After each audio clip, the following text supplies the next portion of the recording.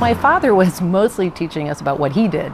You know, he loved to have us come to the sets and come to the workshop and listen in on his meetings or just hang around right next to him all day long.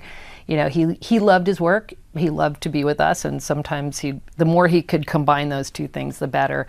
And as a result, my brothers and sisters and I were all kind of trained in the business.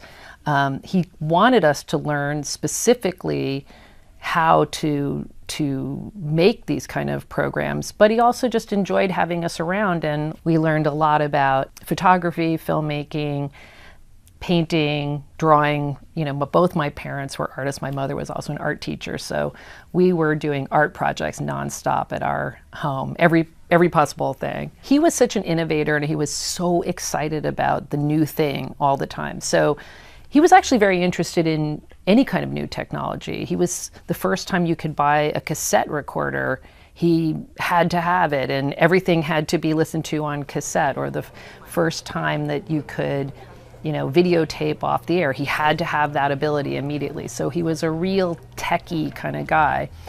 But similarly with his own work, he always wanted to bring each project to the next technical level. And nowadays, a lot of those techniques are incredibly old-fashioned, but in the day, they were cutting edge. So when he attached radio controls to the puppets and they could move their eyes or move their head, you know, from a distance, it allowed him to float the Emmett Otter characters on a river, on a boat. And that was super high tech for the day. And along the way, he was just always so attracted to innovation.